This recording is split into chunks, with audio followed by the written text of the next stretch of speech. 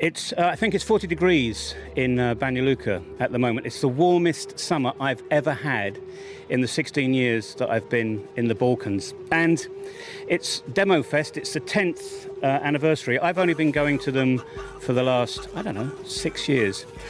But about 3 years ago, I'm going to be told if I'm right or I'm wrong in a moment, but about 3 or 4 years ago, I bumped into a band that was playing called the Dubioza Kolektiv. Now, people have told me about the Dubioza for some time, and so I got this idea of, well, who are they, what do they do, and why do people here in Bosnia-Herzegovina think that they're so special? And I did. And recently I saw a film.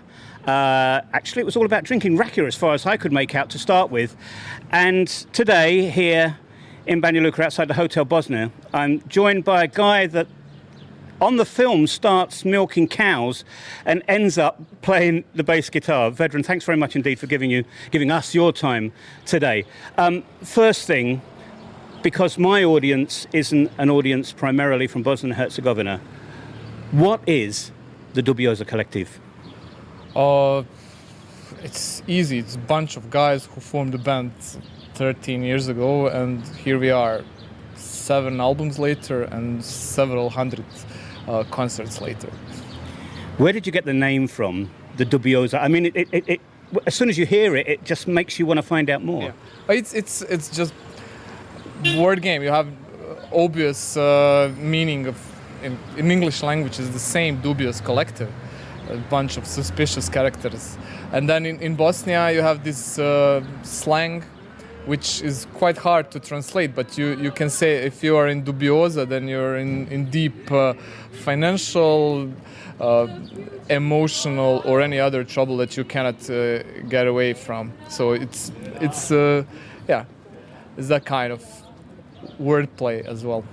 Talking about wordplays, the music that you play have got lots of plays on words, the way that you use your language from the Balkans to describe the environment that you live in. Was it a positive thought that you were going to write lyrics, that you were going to write songs to, in a way, protest about the situation and the lifestyle that is present since the conflict of the 1990s? But it was also our way to cope with the situation, to kind of try to process everything. So, also whoever is doing this kind of engaged music and socially engaged lyrics is kind of doing it because of themselves, because it is a way to kind of put things in their place in your own head and to try to tell this to your audience, whoever is listening to you, because you're living here for a long time, so you know how hard it is to make out what's really going on and what the real problem is and what the solutions are. So we are trying to put things in perspective from our own point of view and to do it in a way that is not too preachy. We're trying to just put some subjects that we find important on the table and to discuss with people. And I think it's working, because the people react well to this ironic Monty Python-esque kind of humor, and they if you make a serious song about serious issue, they have that on evening news. They have it on a newspaper, and they don't want it. They want something else. And it still is a dialogue about important issue, but just on a different perspective. I saw a video on YouTube where I think you and Brano were being interviewed, or you were giving your perspective on things, and it was about the international community's view of how wonderful Bosnia is progressing, and he said, this is total fiction. The reality and what the international community think are two separate things.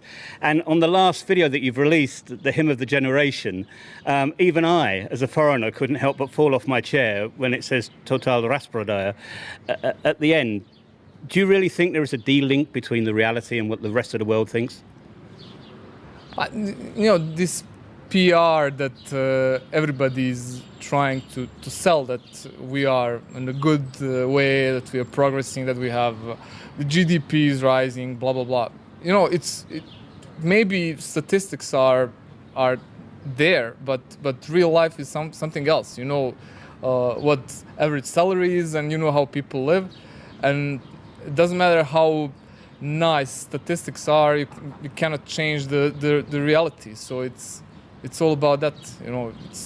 It's about talking about real problems, real issues of real people, not some fantasies of politicians that are trying to sell their own work to some other politician in Brussels to make it look good, to get some money in return. It's all, everybody's trying to look good for their own sake, and the reality is not that good.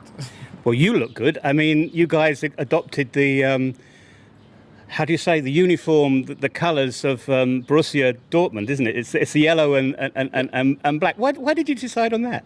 It's a lot of football clubs, but the choice was less about football and more about being visible on stage. And most of the stage setups are black. You have black backdrops and black amplifiers and black stage. And when a bunch of guys in black go out to play black instruments, it's kind of you don't see anything. So we decided to just make a joke on our own sake and wear the color that nobody else is wearing except football players, of course, and to wear yellow. And it works because people recognize us. They can see us from 100 meters on the festival. When you're on stage, you have the most dynamic stage show. It's like doing an Olympic athletic event. For example, you're playing a bass and you're running and you're doing all sorts of things. How the heck? And Mario plays, the saxophonist is playing the saxophone and he's jumping around. I mean, like now, are you already dreading the physical effects that's going to happen at 3 o'clock tomorrow morning when you've finished your session? I think we've done this too many times. And you don't ask football player if he's tired from this game and he's having a game tomorrow, day after tomorrow. It's just you kind of get used to this level of physical activity. And I don't know, this is a third show in a row. We had one in Norway, one in France, and today is Banja Luka, just Thursday, Friday, Saturday. So we are kind of worn out, but it's you will not see it on stage. We'll just give all we can, and it will be good, I think.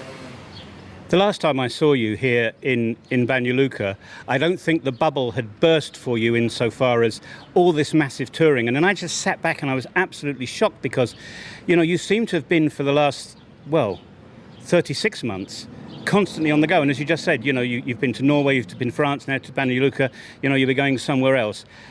How has this burst of Dubiozaism been accepted around the world? You've been to North America, you've been playing in a hotel room with an Indian singer. I mean, how has that impacted on the group and on how people view you here back home in Bosnia-Herzegovina? This didn't happen overnight. This was a process, of a decade of constantly growing and expanding and going to other countries and, discovering newer audience every time. And for us, it was always interesting and part of the appeal of what this looks so good to us and why we are doing this. And it's hard to say because zillions of bands and zillions of people are making music and playing live shows, and you cannot talk about expansion, but obviously, as more you play around, more people know about you, and they kind of can relate to what we are talking about, and that's what it's all about. And if we go to India or Australia, it's just about trying to make communication work both ways. Are you sort of ambassadors for Bosnia-Herzegovina when you go to countries such as India? I spoke to an Indian 4 days ago, and he said, Bosnia, where is that? I mean, it was that, and I went, what? You sure you don't understand your geography? But when you go to places like that, you must be the best ambassadors for the country that there is. Yeah, but we don't like this flag waving. We are representatives of this or that country. now in event we have people from 4 countries, so it's also we would need to wave a lot of flags, but in the end it is kind of a good thing, because you're bringing some positive image of, let's say, entire region to some place that doesn't know much about Balkans, and it's okay. It's fun for us. We don't think that's primarily why we are doing this, but it's a nice side effect probably. I know you want to get in, have some meal, rest because of this massive physical activity that we're going to see you do later on. So finally, or 2 things finally. First, what's on the immediate future for the Dubioza? So people that are interested in you, what can they expect in the not too distant future? Immediate future is very busy summer.